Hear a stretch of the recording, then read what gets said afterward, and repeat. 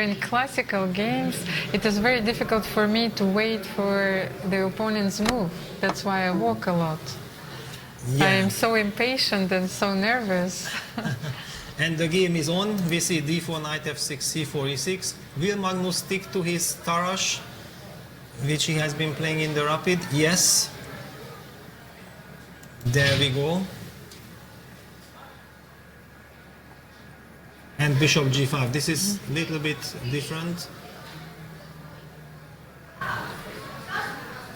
Yes, one of the advantages of playing the new opening is that you have not so many games in the database and your opponents do not know which line to choose. Yeah, that's true, but I mean for this game, I mean that would be true for a classical event. Here, I don't think that anyone really prepared for Magnus's Tarrasch. First of all, if you face Magnus Carlsen, it already means that you are doing very well in the tournament, so you have no problems whatsoever. And if he plays the Tarrasch, so what? Let it be. We're gonna play a game of chess. Whatever Magnus plays, it's gonna be a big fight. So. But so far, his opponents were choosing the position with g3, bishop g2. Exactly. So that's his first test, it seems, with bishop g5. Yeah, it's very similar to this Queen's Gambit structures. However, there is a huge difference that the black pawn, instead of being on c6, it's on c4. And it creates completely different dynamics to the position. So will be a very interesting middle game battle. And Magnus taking his time. Magnus taking his time. Yes, can we have a closer look at the board? Yes, that's perfect. Yeah, knight fd7.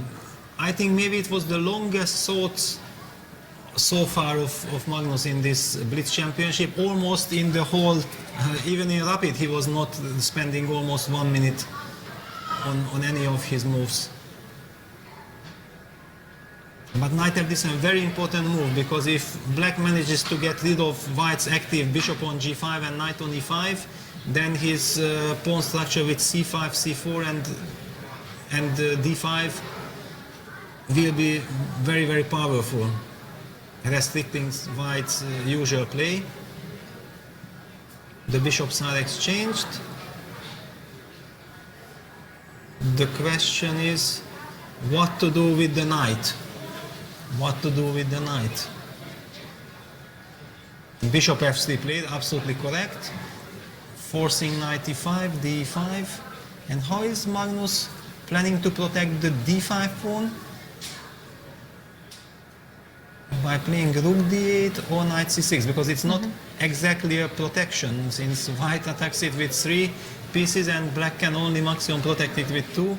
There's a lot of dynamics with the pawn on e5 hanging, but still Magnus, it feels like he's under some kind of a pressure. First of all, he's behind on the clock half a minute, which we haven't seen yet. It will be very interesting to see how he will cope with this situation. It's probably for the first time in this championship. He's under such pressure. Exactly. Yeah, knight takes d5. He cannot take bishop d5, queen e5 because of bishop f7. Yeah, I mean, taking on e5, he has to take on d5. If he takes bishop d5, he has to go knight c6 and rely on this pin, because f4, knight b4 is a resource. So interesting what is happening after bishop d5, knight c6. What could white do? How to get out of this pin? Yeah, Magnus takes, but he's less than 1 minute and knight c6 played. Exactly, and this is the big question now, how to react with white. Because if you don't have a good reaction, then black is perfectly fine. And then the clock will not have such a huge impact. Can I play? Yes, e4. Yeah, e4 is played, but somehow after e4 one has the feeling that black should be fine. Knight b4 blitzed out. Radek is slowly catching Magnus with the time. e4 knight b4.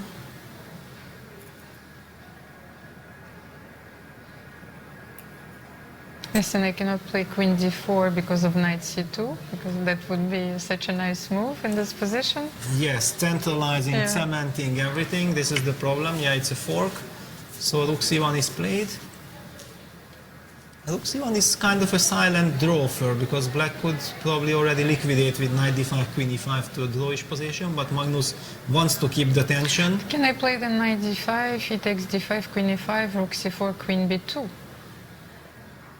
Yeah, you have many things, but okay, Magnus just decided that I'm not even interested of this.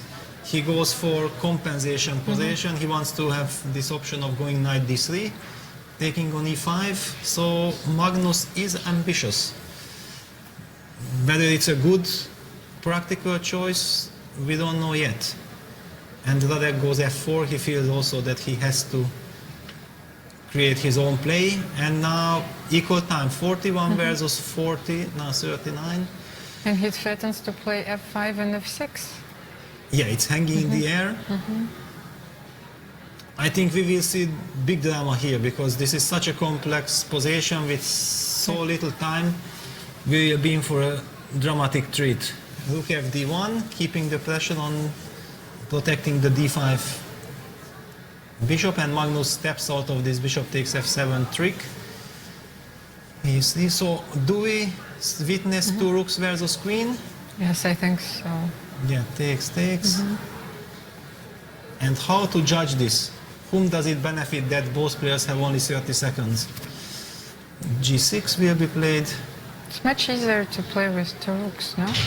You think? I'm not sure, because if I activate my queen, then I will always have this perpetual check stuff.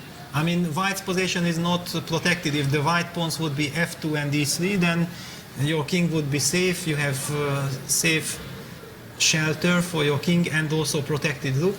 Now it's totally unbalanced. I think that maybe it's easier for Magnus now. But I can always play e6 and have my perpetual if I want.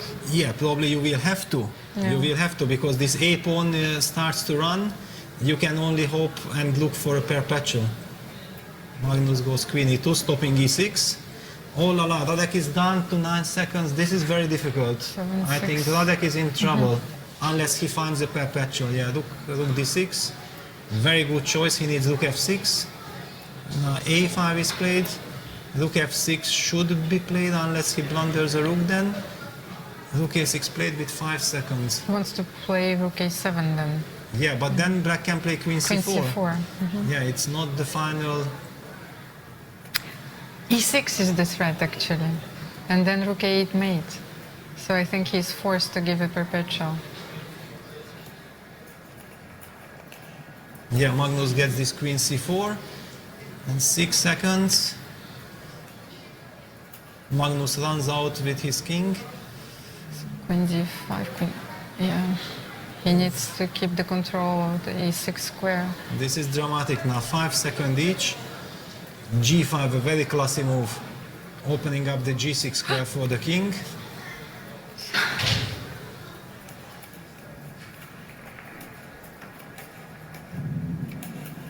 Wow, this is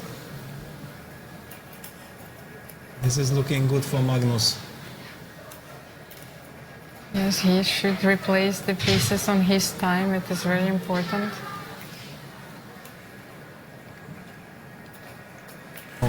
At least Radek has a little bit of breathing time, but with the clock. h5, wow, And queen g4 mate. is a threat. And also f4 pawn is hanging. Now all the pawns are falling, so Magnus is going to win this game. Radek will be very disappointed. a3? Yes. Yeah, now there are no threats. King h4, hides. Queen a4 is possible. And no, queen a4, rook a4, and rook g1. Yeah. I managed to blunder even here, but